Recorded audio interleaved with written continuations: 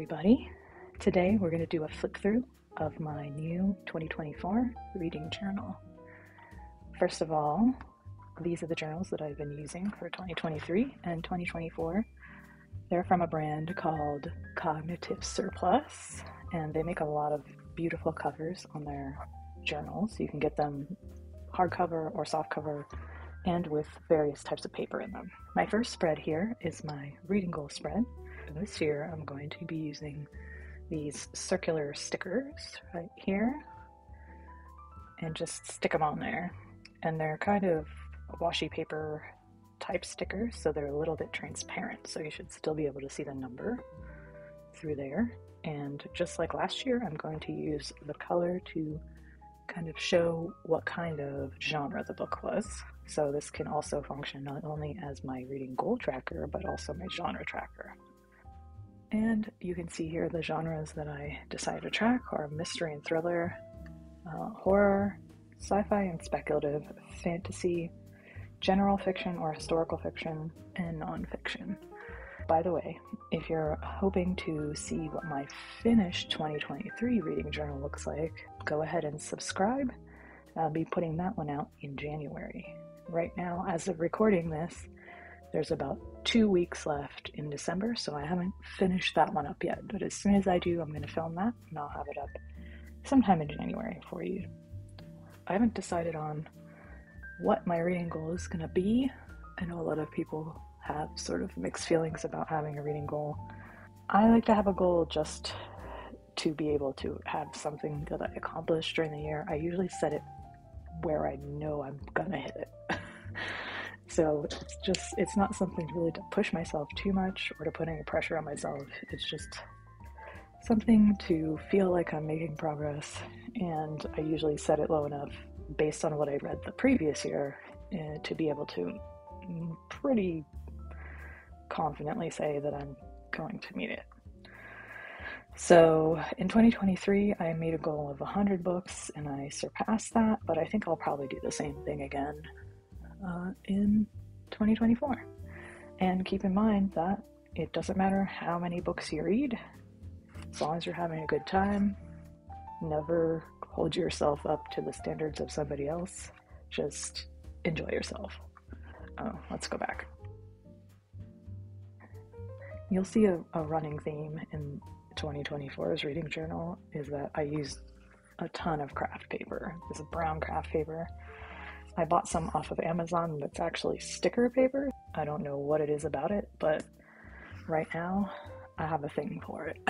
So you'll see a ton of it in this reading journal.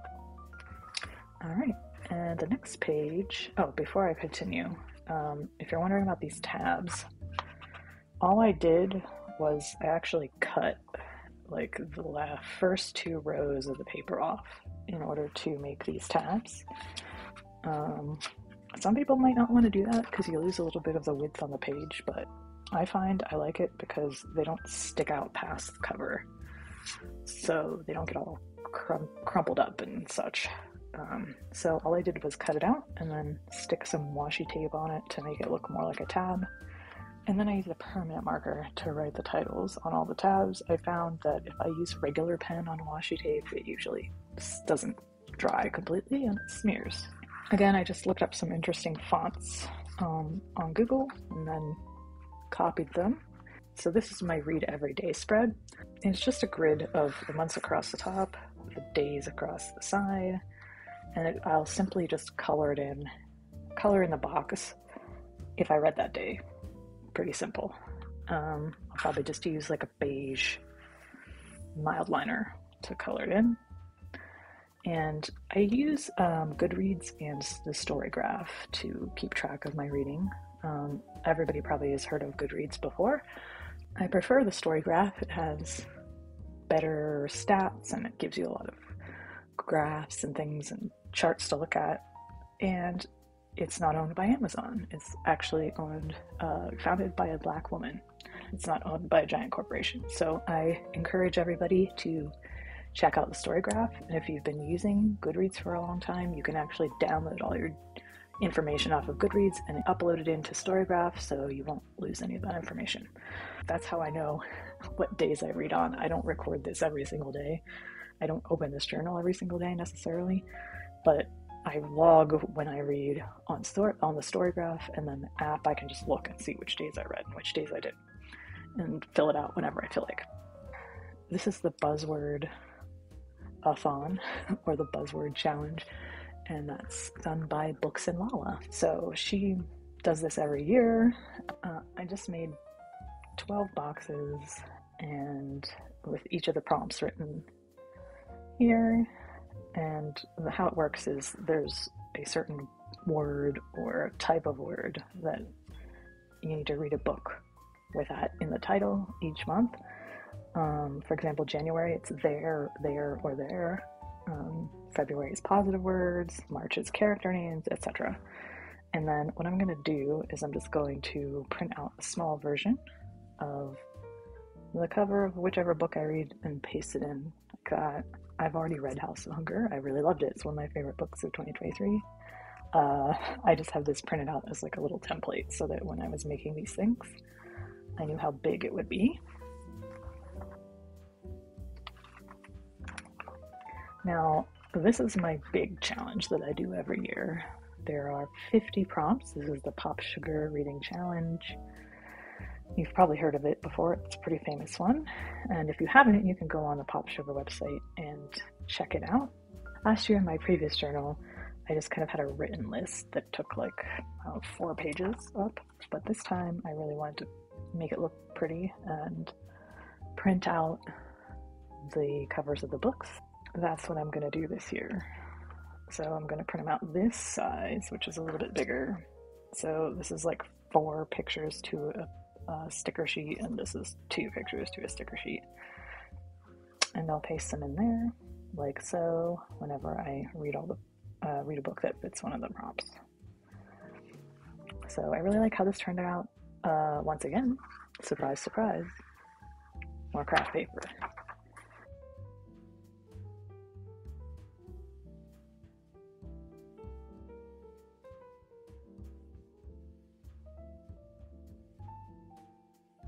Again, if you want to read them, go ahead and you can download a PDF of the prompts from the Pop Sugar website. There's also a Facebook group. It's really handy. I'd say if you want to do this challenge, definitely join that group because everybody's giving you ideas of which books can fit into certain prompts. So if you're having trouble finding something that fits into a prompt, that's a good place to find it.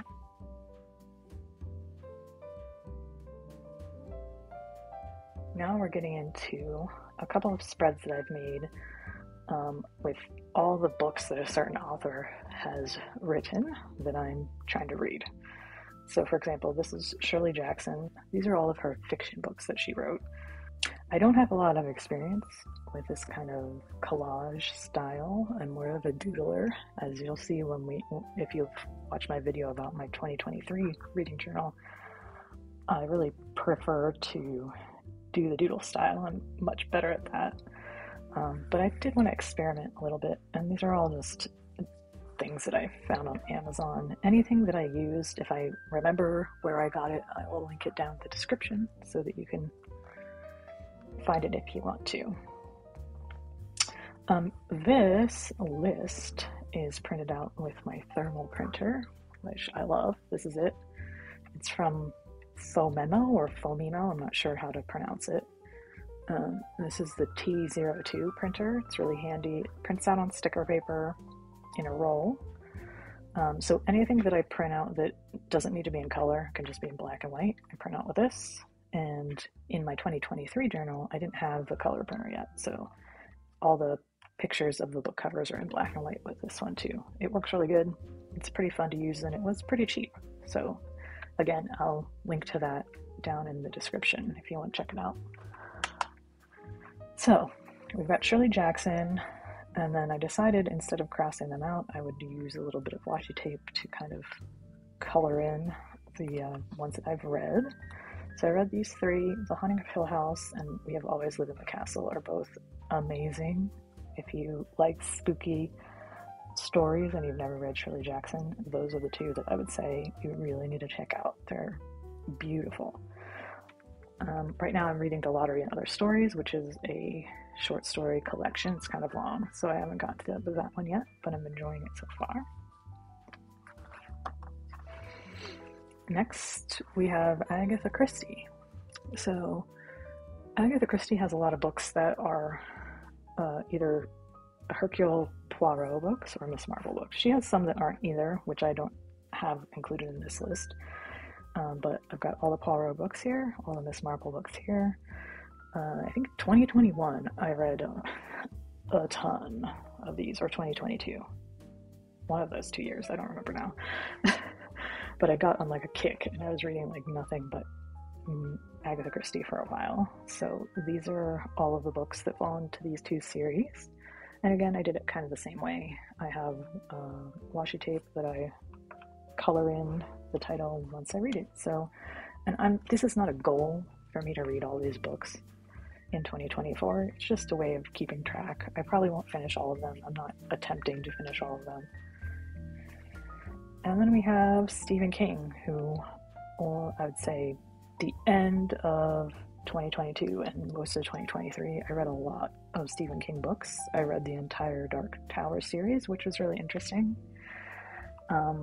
So in this one, I actually used my color printer and I printed out what, if you're a King fan, you probably recognize this. This is the carpet in the Overlook Hotel from The Shining.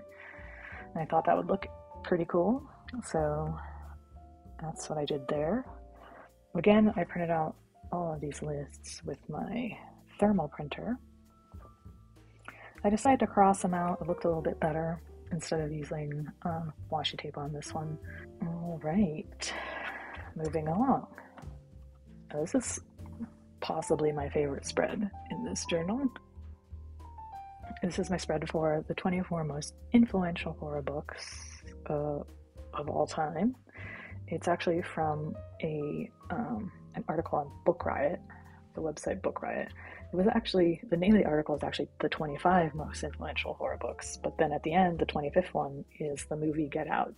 It's not actually a book, so I didn't include that on here. And actually fits pretty well because it's 2024 and I've got 24 books here, so that worked out nicely. And then I just looked up on Google Gothic font and copied that, and then I used a black paint pen for that, and then I decided to put a little bit of silver details on these ones. I used my color printer, and the color printer that I have is this one. It's an HP Sprocket printer. It prints out on sticker paper that's 2 inches by 3 inches. So when I said this is when you fit 2 pictures onto a little sticker sheet, and this is the size that you get when you do 4 to a sticker sheet. So these are the 2 sizes of picture that I use in this journal. Now, this is honestly not the greatest printer. It's good enough for these purposes, but the color tends to turn out a little bit strange sometimes, and I find that it does tend to kind of chop off the edges of things sometimes. So for my purposes, it's fine, but if you're using it for something that's more, you want something more high definition, I'd say get something a little bit more expensive than this. So these are all the horror books that I found in that article. So I've put the ones that I've already read and their rating.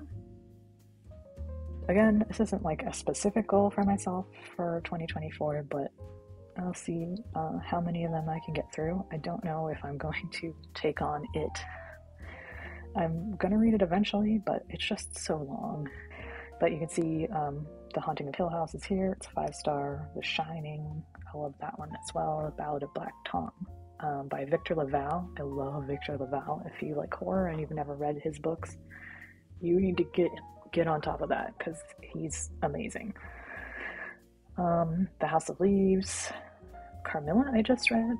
That was also really amazing. It's a novella, so it's nice and short, and it was really good for being Victorian prose, which is not something that I usually enjoy. That's just not the type of writing style that I tend to like, but I really like that. It was very engaging. So we'll see how many of these I get through in 2024. And the next we have my ABC challenge for 2024. This is another one of my favorites that I made. Again with the craft paper, surprise. And then I just looked up a serif font and I labeled each of these with a letter of the alphabet. And then I'll use this kind of smaller size to stick them on as I read through the year. This is something that I did actually do last year, but I didn't do it on paper. I just did it in the Storygraph app. So I thought it might be cool to have an actual paper spread in 2024, and it gives me an excuse to print out more book covers, which I love to do.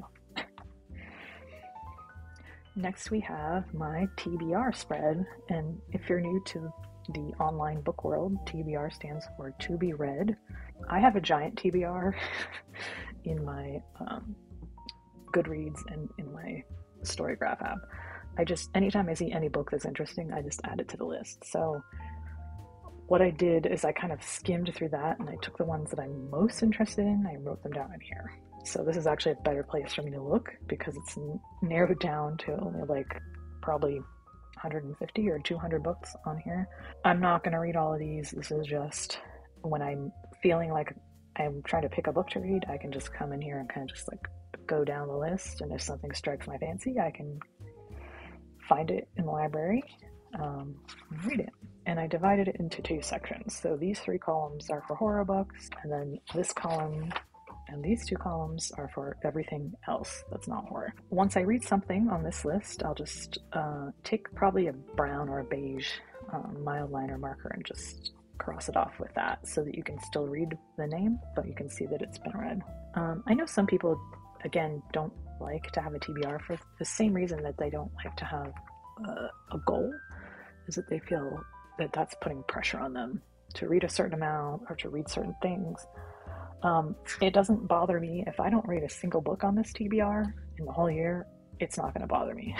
So for me, I don't feel it as pressure. It's just a way of keeping track of things. But if it bothers you, then by all means, do not make a TBR page.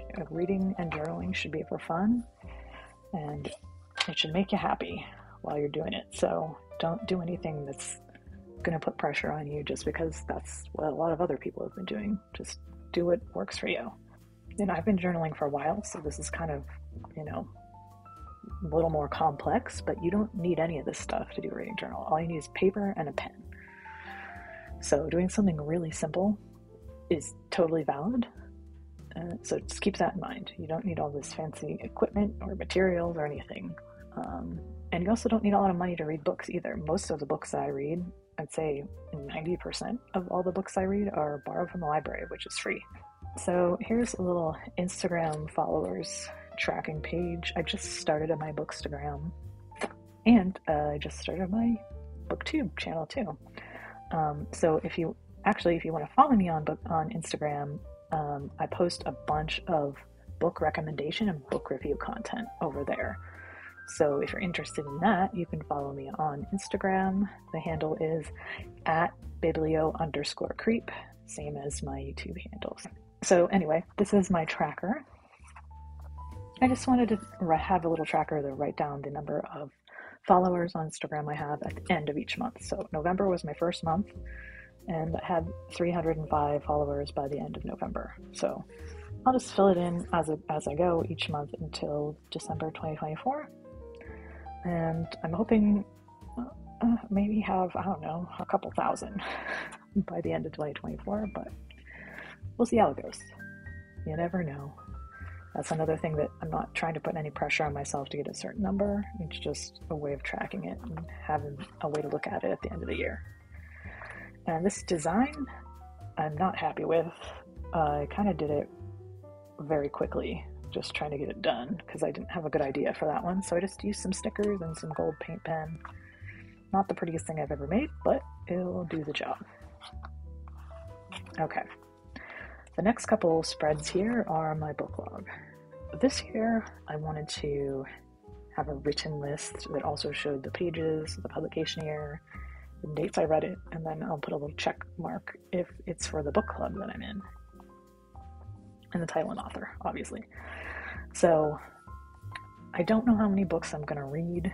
I made way more of these than I'm actually going to need. So I made 4 of these spreads. It goes all the way to like, what is it, 240? Yeah. There's barely zero chance that I'm going to read that many books, but better safe than sorry, I guess. So just in case, I really don't think I'm going to need that. So if I don't need the last spread here, or the last 2 spreads, I will either remove a page and glue it together, or just glue together these last 2 pages and get rid of that. I wanted something really simple here, so I just used green washi tape or pink washi tape and did the title in brown craft paper again.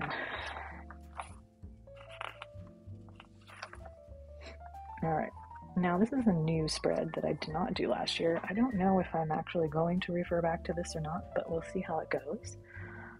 This is my anticipated releases spread. So I have each month of the year here, and then written in the box I have the date and the name of the book that's coming out on that particular date. So these are books that I want to read, they're from authors that I enjoy, or things that sound interesting that I hear about. I watch a lot of booktube videos, and I spend a lot of time on Bookstagram, so I get a lot of my recommendations from there. So if they mention something that's coming out in 2024 that sounds interesting, I'll write it in here. Maybe I'll refer back to it during the year, maybe not. We'll find out as we go. I have my January spread that I've done already. So I'm gonna have another separate video of me actually making this spread. So that'll come out in January as well. I need to learn how to do the voiceover. I haven't done that yet, so that's something I'll be working on in the next couple of weeks. I'm going to have a different theme each month, and so I'll make a spread for that particular theme. January, I chose umbrellas and rain. Where I live, the winter is the rainy season, so I thought that might be a cute theme. I tried to keep the colors down to a minimum, so we just have brown, yellow, black, and silver. I used this silver paint pen to make some clouds and some rain in the background. I used just yellow paper to make the umbrellas and use craft paper. So check out that video, subscribe if you want to see that video, and also my 2023 completed reading journal flip through. Those will be coming out soon. So right here, I'll put the stats for January. Once I finish January, I'll put, how many books I read, how many pages, maybe a couple graphs for different things. I don't know exactly yet, but this is the book page, so I'm just going to do these small versions of covers and stick them all in here for all the books that I read in January. And then I'm going to try something new this year that I did not do in my 2023 journal, which is actually have like a little paragraph or a little blurb for each book that I read. I did not do that at all. I just had a list of the books that I read and the stats for the month, and that was it. So, but now that I'm on Bookstagram and I'm actually writing reviews on there, I thought this might be a little bit better for me, that I can jot down some ideas or thoughts I had about the book, things I enjoyed, etc. And so it'll look a little bit better once I have the books in here. Again, I'll use this kind of bigger size and paste them in here. Is it redundant, you ask, to have them in here and to have the covers here? Probably, but again, I want to print out as many covers as I can because I love to do that. And I'm also going to try the CAWPILE rating system. What you do for the CAWPILE rating system is you score the book in all of these different categories. So C is for characters, atmosphere and setting, writing style, plot, intrigue, logic or relationships, and enjoyment. So you rate out each of these things out of 10. You add them all up, and then you divide it by 7, and then that gives you a number between 1 to 10. And then you can use that number to determine the number of stars the book should be. Now that I'm doing more content where I'm actually reviewing and recommending books, I thought I should have a little bit of a more concrete rating for books some of the time at least. So I'm going to try this out and see how it goes. Before I kind of just went on feeling. So hopefully this will work out better. So thank you very much for joining me. Let's do a quick flip through all the pages before we end.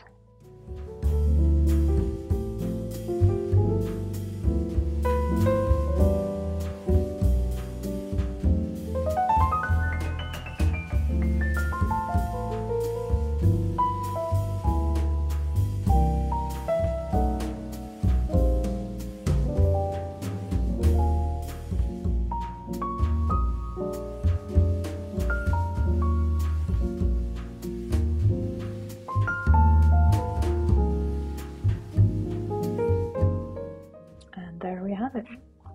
That's my flip through of my new 2024 reading journal that hasn't been filled out yet. And I hope to see you guys again.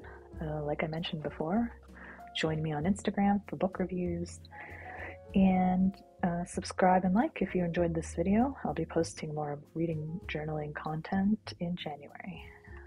Bye.